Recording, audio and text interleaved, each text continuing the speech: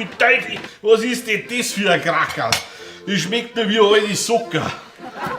Das ist kein Kracherl, das ist ein Gebissreiniger. Da tun wir vorher die Zähne eingeworfen. Teufel hier!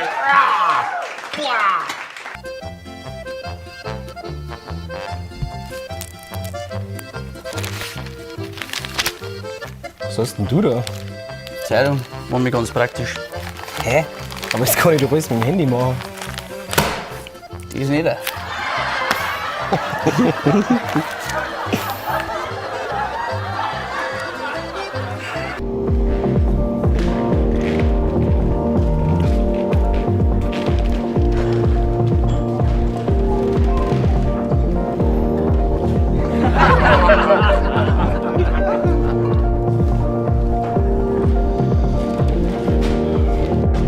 Halbe drei.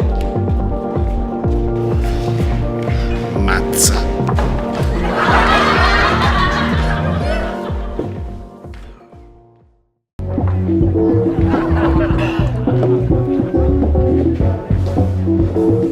Kannst du uns noch mal 4 Bier bringen?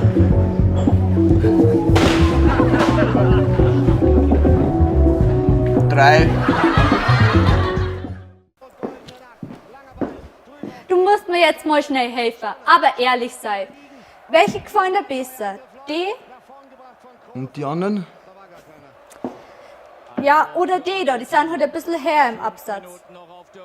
Mir gefallen beide gut, aber wenn ich mich festlegen müsste, die ersten. Und warum nicht die anderen?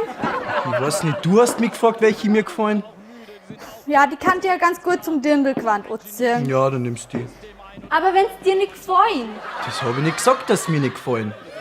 du hast gesagt, die ersten gefallen dir besser. Ja, weil man sich irgendwann entscheiden muss. Aha, du hast also gar nicht richtig hingeschaut. Freilich habe ich hingeschaut. Also, Naja, die zweiten sind schon gut und wenn's der Daumen... ja, darum gern's mir ganz gut. Aber wenn's dir nicht gefallen, Freilich gefallen's mir, nimm die zweiten. sicher. Ja, Nicht bloß, weil du jetzt deine Ruhe haben magst. na, sicher, die zweiten. Ja, dann nehme ich die zweiten. Aber ich lasse meinen Braun auch noch mal schicken, nur zum Probieren.